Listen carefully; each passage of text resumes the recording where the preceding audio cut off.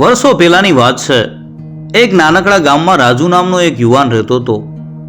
એના પિતા એક ગરીબ ખેડૂત હતા, જે આખો દિવસ મહેનત કરીને માન પેટ ભરી શકતા। જ્યારે રાજુ યુવાન હતો ત્યારે તેના પિતાનું અચાનક અવસાન થયું। મરતી વખતે તેમણે રાજુને પાસે બોલાવીને એક જૂની અને ફાટેલી પોટલી આપી। પોટલી એટલી જૂની હતી કે એનો રંગ પણ ઉડી ગયો હતો। રાજુને એમાં કંઈ ખાસ દેખાયું નહીં। પિતાએ ધીમા અવાજે કહ્યું કે બેટા, આ પોટલી મારા પૂર્વજોની નિશાની છે। ભલે તે દેખાવમાં સાવ સામાન્ય લાગે, પણ એમાં એક શક્તિ છુપાયેલી છે।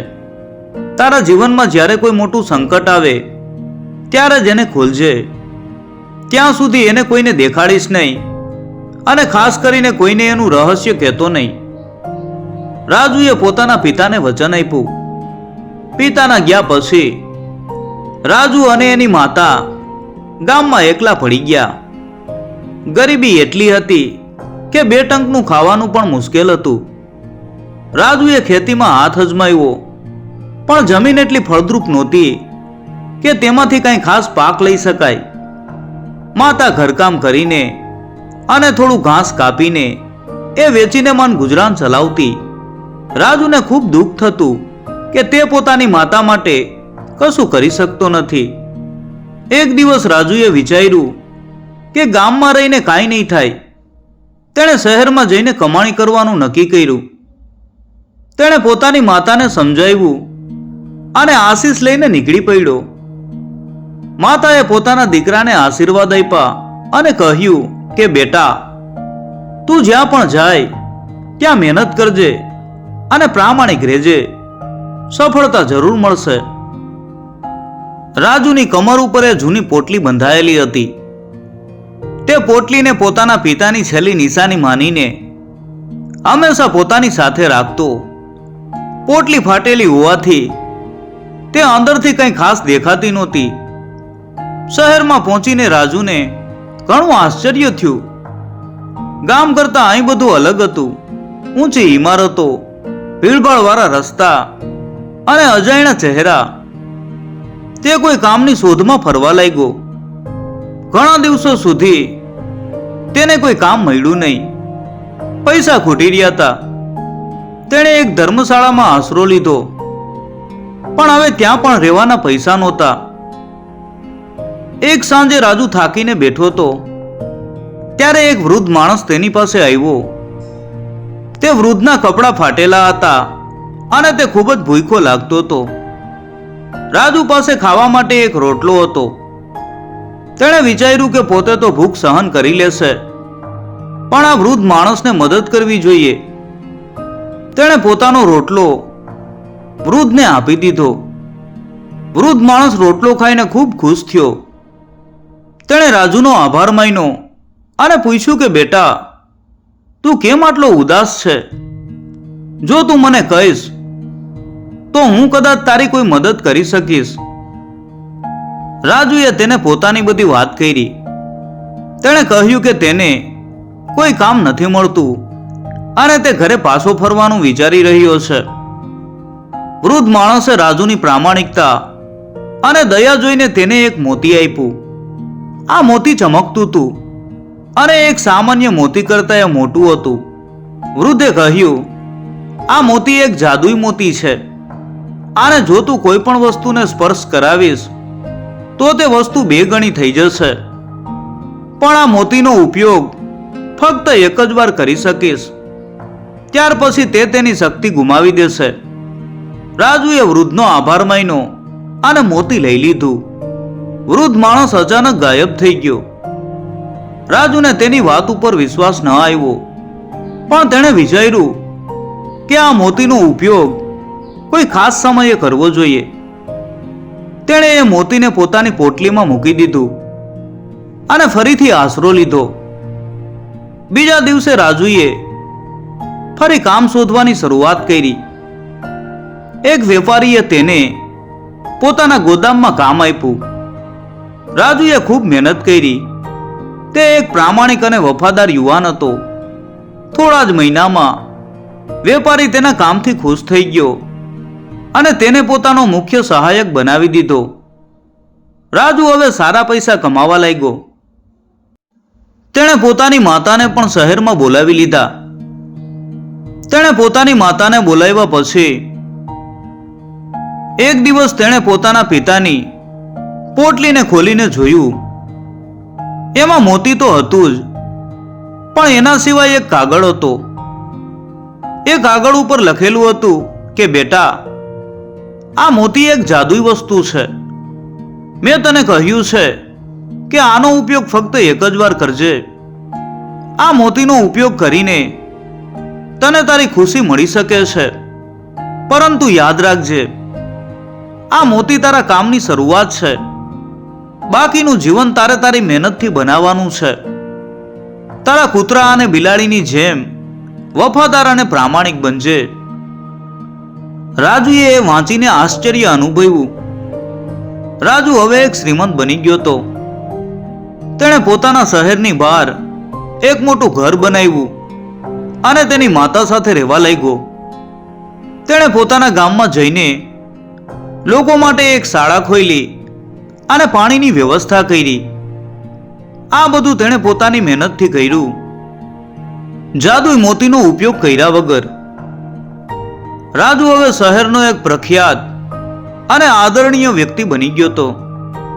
તેની પાસે ધન દોલત અને માન સન્માન બંને હતા. પણ એક વાત તેને હંમેશા પરેશાન કરતી હતી, રાજકુમારી ઉર્વશી. નજીકના રાજ્યમાં એક રાજા હતો અને તેને એક સુંદર પુત્રી હતી જેનું નામ ઉર્વશી હતું. ઉર્વશી સ્વભાવે ખૂબ જ દયાળુ અને સુંદર હતી, પરંતુ એક ક્રોધી રાજકુમાર હતો જે ઉર્વશીને પોતાની રાણી બનાવવા માંગતો હતો. તે રાજકુમાર ઘમંડી અને સ્વાર્થી હતો. તે પોતાના સૈનિકો સાથે રાજકુમારીને તેના રાજ્યમાં લઈ જવા માંગતો હતો, પરંતુ રાજાએ કહ્યું કે ઉર્વશીની મરજી વગર તે કાંઈ કરી શકતો નથી. ક્રોધી રાજકુમારે રાજાને ધમકી આપી કે જો રાજકુમારી તેની સાથે લગ્ન નહીં કરે તો તે તેના રાજ્ય ઉપર હુમલો કરશે. રાજા અને રાજકુમારી ઉર્વશી ખૂબ ચિંતામાં હતા. રાજાએ આ રાજકુમાર સાથે એક શરત મૂકી કે જો તું મારી રાજકુમારી માટે એક એવો મહેલ બનાવી શકે જે એક જ રાતમાં તૈયાર થાય તો જ હું તારી સાથે રાજકુમારીના લગ્ન કરાવીશ. ક્રોધી રાજકુમાર ખૂબ જ હોશિયાર હતો. તેણે પોતાના જાદુઈ સૈનિકોની મદદથી રાજાનો મહેલ એક જ રાતમાં બનાવી દીધો. રાજા અને ઉર્વશી માટે કોઈ છૂટકો નહોતો. રાજકુમાર હવે ઉર્વશીને પોતાની રાણી બનાવીને લઈ જવા તૈયાર હતો. આ સમાચાર રાજુ સુધી પહોંચ્યા. રાજુને એવું લાગ્યું કે તે રાજકુમારી ઉર્વશીને કોઈક રીતે મદદ કરી શકે છે, પણ તે શું કરી શકે? તેની પાસે કોઈ જાદુઈ શક્તિ નહોતી, કેમ કે તેણે તેના પિતાની પોટલીનો ઉપયોગ હજી સુધી કર્યો નહોતો. એક દિવસ રાજુ એક વાંસળી વાદક તરીકે રાજકુમારના મહેલમાં ગયો. રાજકુમારના સૈનિકોએ તેને ઓળખી લીધો, પણ રાજુએ કહ્યું કે તે રાજકુમાર માટે કંઈક વિશેષ કરવા આવ્યો છે. ક્રોધી રાજકુમારને સંગીત ખૂબ પસંદ હતું. રાજુએ પોતાની વાંસળી વગાડવાનું શરૂ કર્યું.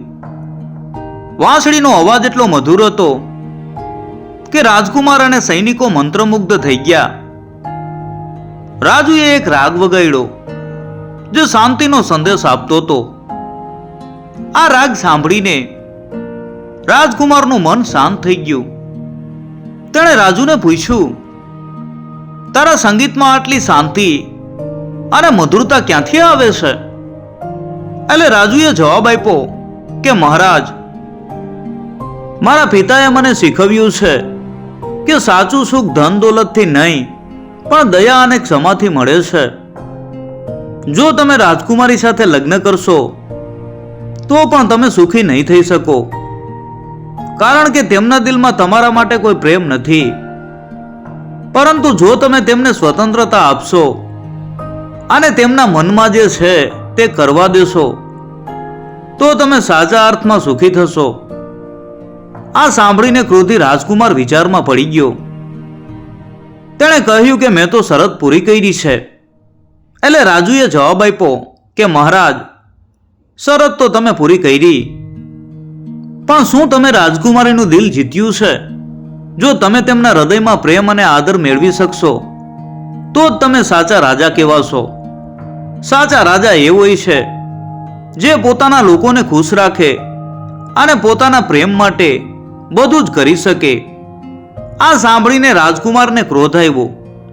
તેણે પોતાના જાદુઈ સૈનિકોને બોલાવીને કહ્યું, આ વાંસળી વાદકને કેદ કરો અને તેને સજા આપો. રાજુને રાજકુમારના મહેલના ભોયરામાં કેદ કરવામાં આવ્યો. ભોયરામાં એક નાની બારી હતી જેમાંથી બહારનું દ્રશ્ય જોઈ શકાતું. રાજુ ખૂબ જ દુઃખી હતો. તેણે વિચાર્યું કે હવે તેનું શું થશે. તેણે રાજકુમારને સમજાવવાનો પ્રયાસ કર્યો, પણ તે સફળ ન થયો. તેની પાસે તેના પિતાની જાદુઈ પોટલી હતી, પણ તે વાપરવાનો સમય હજુ આવ્યો નહોતો. જ્યારે રાજુ ભોયરામાં બેઠો હતો ત્યારે બે નાના પ્રાણીઓ તેની પાસે આવ્યા, એક કૂતરો અને એક બિલાડી. આ બંને પ્રાણીઓ રાજકુમારના મહેલમાં રહેતા હતા. કૂતરો રાજકુમારનો પ્રિય હતો અને બિલાડી રાજકુમારીની. આ બંને રાજુની વાંસળીના અવાજથી ખૂબ પ્રભાવિત થયા હતા. રાજુ ભોયરામાં જ બેઠો હતો ત્યારે તેણે કૂતરા અને બિલાડીને વાતો કરતા જોયા. તે માનતો નહોતો કે પ્રાણીઓ વાત કરી શકે છે, પણ આ એક જાદુઈ મહેલ હતો. કૂતરાએ કહ્યું, આપણે આપણા માલિકને મદદ કરવી જોઈએ. રાજકુમાર ઘમંડી છે અને રાજકુમારીની પરવા નથી કરતો, પણ આ યુવાન આપણા માલિક જેવો નથી. તે દયાળુ છે અને તે રાજકુમારીને પ્રેમ કરે છે. એટલે બિલાડીએ કહ્યું કે આ કૂતરાભાઈ, હું તારી વાત સાથે સહમત છું. ચાલો આપણે તેને મદદ કરીએ. આ સાંભળીને રાજુને ખૂબ આશ્ચર્ય થયું. તેણે પોતાના પિતાની પોટલી યાદ કરી જેમાં લખેલું હતું કે તારા આદર્શ કૂતરા અને બિલાડીની જેમ વફાદાર અને પ્રામાણિક બનજે. કૂતરા અને બિલાડીએ એક યોજના બનાવી. તેઓ ભોયરામાં રાજુ પાસે ગયા. કૂતરાએ રાજુને કહ્યું, અમે રાજકુમારને ઓળખીએ છીએ. તે એક ઘમંડી માણસ છે. તે રાજકુમારીને ફક્ત તેની સુંદરતા માટે ચાહે છે, પણ અમે તારા જેવા દયાળુ માણસને પસંદ કરીએ છીએ. જો તું અમને મદદ કરીશ તો અમે પણ તારી મદદ કરશું. રાજુને આશ્ચર્ય થયું.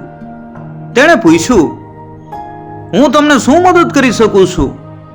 એટલે બિલાડીએ કહ્યું, મહેલની નીચે એક ગુપ્ત રસ્તો છે જે સીધો જ નદી તરફ જાય છે. જો તું એ ગુપ્ત રસ્તો શોધી લઈશ તો અમે તને બહાર નીકળવામાં મદદ કરશું. પણ આ પેલા તારે એક વસ્તુ કરવી પડશે. રાજુએ પૂછ્યું કે શું? એટલે કૂતરાએ કહ્યું, તારે રાજકુમારીને કહેવું પડશે કે તે રાજકુમાર સાથે લગ્ન ન કરે, કારણ કે તે ફક્ત તેને તેના સપનામાં જ ખુશ રાખશે, પણ હકીકતમાં નહીં. તે ફક્ત પોતાની જાતને જ પ્રેમ કરે છે, બીજા કોઈને નહીં. એટલે રાજુએ વિચાર્યું કે આ એક મોટી મુશ્કેલી છે. તે રાજકુમારીને આ કેવી રીતે કહી શકશે? પણ તેણે આશા ન ગુમાવી. તેણે કૂતરા અને બિલાડીનો આભાર માન્યો અને કહ્યું કે તે તેમની મદદ સ્વીકારે છે. તેણે પોતાના જીવનમાં પહેલીવાર તેના પિતાની પોટલી ખોલી અને જાદુઈ મોતીનો ઉપયોગ કર્યો. પોટલી ખોલતા જ મોતીનું તેજ બહાર આવવા લાગ્યું. તેણે મોતીને એક જૂના કપડા સાથે સ્પર્શ કરાવ્યો અને એ કપડું 2 ગણું થઈ ગયું. રાજુએ એ કપડાનો ઉપયોગ કરીને એક જૂની બારીના તાળા ખોલ્યા. રાજુએ ભોયરામાંથી બહાર નીકળવાનો રસ્તો શોધ્યો, પણ તે રાજકુમારીને કેવી રીતે મળી શકશે? રાજકુમારીનો મહેલ ખૂબ જ સુરક્ષિત હતો. રાજુએ કૂતરા અને બિલાડીની મદદ લીધી. કૂતરાએ કહ્યું કે તે રાજકુમારીના સૈનિકોને ભગાડી દેશે. અને બિલાડી રાજકુમારીના રૂમમાં રાજુને લઈ જશે. રાજુએ તેમની યોજના પ્રમાણે કામ કર્યું.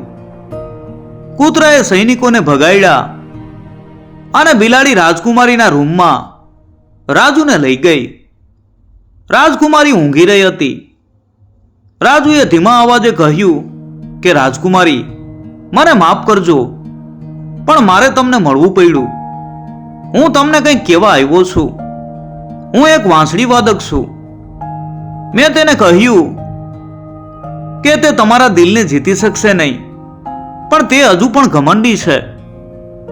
હું તમને એક વાત કહેવા આવ્યો છું કે જો તમે તેની સાથે લગ્ન કરશો તો તમે ક્યારેય ખુશ નહીં રહી શકો. રાજુએ રાજકુમારીને તેમના પિતાની પોટલીમાંથી મળેલો કાગળ પણ આપ્યો. રાજકુમારીએ કાગળ વાંચ્યો. તેમાં લખ્યું હતું કે બેટા, આ મોતી એક જાદુઈ વસ્તુ છે. મેં તને કહ્યું છે કે આનો ઉપયોગ ફક્ત એક જ વાર કરજે. આ મોતીનો ઉપયોગ કરીને તને તારી ખુશી મળી શકે છે, પરંતુ યાદ રાખજે, આ મોતી તારા કામની શરૂઆત છે. બાકીનું જીવન તારે તારી મહેનતથી બનાવવાનું છે. તારા આદર્શ કૂતરા અને બિલાડીની જેમ વફાદાર અને પ્રામાણિક બનજે. રાજુએ રાજકુમારીને કહ્યું, આ પોટલી મારા પિતાની નિશાની છે, જેમણે મને શીખવ્યું છે કે સાચું સુખ દયા, પ્રેમ અને મહેનતથી મળે છે. રાજુએ રાજકુમારીને કહ્યું કે તેના પિતા તેને કહેતા કે કૂતરા અને બિલાડીની જેમ વફાદાર રહેજે. રાજકુમારીને આ સાંભળીને આશ્ચર્ય થયું. તેણે કહ્યું, તમે કેમ મારા પિતા અને કૂતરા બિલાડીની વાતો કરો છો? એટલે રાજુએ કહ્યું, હું તમારા પિતાને નથી ઓળખતો, પણ મારા પિતા મને કહેતા કે સાચી સંપત્તિ દયા અને પ્રેમ છે. રાજકુમારીએ વિચાર્યું કે આ એક મોટો સવાલ છે. તેણે રાજુને કહ્યું, તમે શું કહેવા માંગો છો? હું તમને કેવી રીતે મદદ કરી શકું? રાજુએ રાજકુમારીને કહ્યું કે જો તે તેને ક્રોધી રાજકુમારના જાદુઈ મહેલનો નકશો આપે તો તે તેને મહેલમાંથી બહાર નીકળવામાં મદદ કરી શકે છે. રાજકુમારીએ આ વાત સ્વીકારી. તેણે રાજુને મહેલનો નકશો આપ્યો. બીજા દિવસે સવારે રાજકુમારે જોયું કે રાજુ ભોયરામાં નથી. તેને ખૂબ ગુસ્સો આવ્યો. તેણે વિચાર્યું કે રાજુ ભાગી ગયો છે. તેણે પોતાના જાદુઈ સૈનિકોને રાજુને પકડવાનો આદેશ આપ્યો. સૈનિકોએ રાજુને મહેલની બહાર પકડ્યો. રાજુએ કહ્યું કે તે રાજકુમારીને મળવા ગયો હતો અને તેણે તેને એક ભેટ આપી છે. સૈનિકોએ રાજકુમારને આ વાત કરી. રાજકુમારને આશ્ચર્ય થયું. તે રાજુને મળવા ગયો અને પૂછ્યું, તું રાજકુમારીને શું આપવા ગયો હતો? એટલે રાજુએ જવાબ આપ્યો, હું રાજકુમારીને એક નાનો કાગળ આપવા ગયો હતો, જેમાં લખેલું હતું કે તે તમારા જેવા ઘમંડી માણસ સાથે લગ્ન ન કરે. રાજકુમારને ખૂબ ગુસ્સો આવ્યો. તેણે રાજુને કહ્યું, જો તું આ રીતે જ રહીશ તો તને મોટું નુકસાન થશે. એટલે રાજુએ કહ્યું, હું શું કરી શકું? હું એક વાંસળી વાદક છું. હું ફક્ત મારા સંગીતથી જ લોકોના દિલ જીતી શકું છું. ક્રોધી રાજકુમારે રાજુની વાંસળીને તોડી નાખી. રાજુ ખૂબ દુઃખી થયો.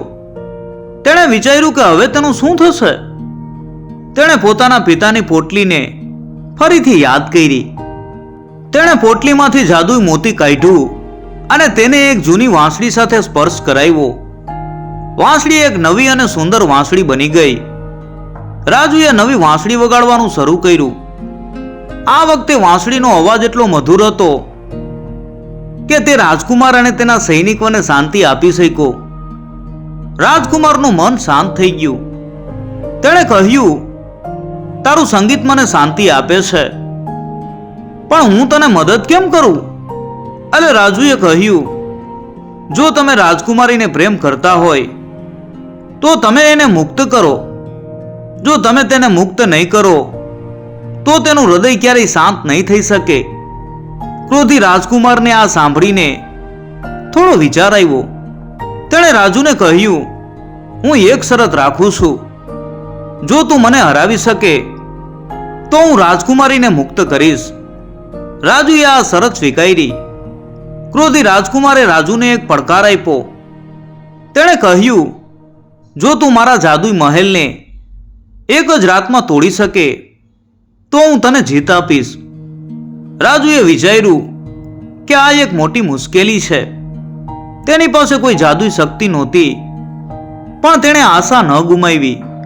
તેણે કૂતરા અને બિલાડીને મદદ માટે બોલાવ્યા. કૂતરા અને બિલાડીએ કહ્યું, અમે તારી મદદ કરશું. અમે મહેલના અંદર ભાગોને નુકસાન પહોંચાડીશું. રાજુએ ક્રોધી રાજકુમારને કહ્યું, હું તમારી શરત સ્વીકારું છું. હું મહેલને એક જ રાતમાં તોડી નાખીશ. ક્રોધી રાજકુમારને હસવું આવ્યું. તેણે વિચાર્યું કે રાજુ એક સામાન્ય માણસ છે અને તે આ કામ કરી શકશે નહીં. રાજુએ કૂતરા અને બિલાડીને આદેશ આપ્યો કે તેઓ મહેલની અંદરના ભાગોને તોડી નાખે. કૂતરાએ મહેલના અંદરના દરવાજા તોડી નાખ્યા અને બિલાડીએ મહેલની કાચની બારીઓને તોડી નાખી. મહેલ અંદરથી તૂટી ગયો. સવારે રાજુએ જોયું કે ક્રોધી રાજકુમારનો મહેલ તૂટી ગયો છે. ક્રોધી રાજકુમારને ખૂબ ગુસ્સો આવ્યો. તેણે રાજુને કહ્યું, તારી પાસે કોઈ જાદુઈ શક્તિ છે? એટલે રાજુએ જવાબ આપ્યો, મારી પાસે કોઈ જાદુઈ શક્તિ નથી. મારી શક્તિ મારા મિત્રોની વફાદારી છે. ક્રોધી રાજકુમારે રાજુને કહ્યું, હું તને જીત આપું છું. તું રાજકુમારીને લઈ જઈ શકે છે. રાજુએ રાજકુમારીને મુક્ત કરી. રાજકુમારીએ રાજુનો આભાર માન્યો. રાજુએ ક્રોધી રાજકુમારને કહ્યું, તમે એક મહાન રાજા બની શકો છો, પણ જો તમે લોકોની મદદ કરશો તો જ. ક્રોધી રાજકુમારે રાજુની વાત સ્વીકારી. તેણે રાજુને પોતાનો મિત્ર બનાવ્યો. રાજુએ રાજકુમારી સાથે લગ્ન કર્યા અને તેઓ ખુશીથી રહેવા લાગ્યા. રાજુએ ક્રોધી રાજકુમારને તેના પિતાની પોટલીમાંથી મળેલા કાગળ આપ્યા. તેમાં લખ્યું હતું કે સાચી સંપત્તિ દયા અને પ્રેમ છે. ક્રોધી રાજકુમાર હવે એક દયાળુ અને સારો રાજા બની ગયો હતો. રાજુ અને રાજકુમારીએ પોતાના જીવનમાં સુખ અને શાંતિ મેળવી. તેઓ હંમેશા લોકોની મદદ કરતા અને તેમની જરૂરિયાત પૂરી કરતા.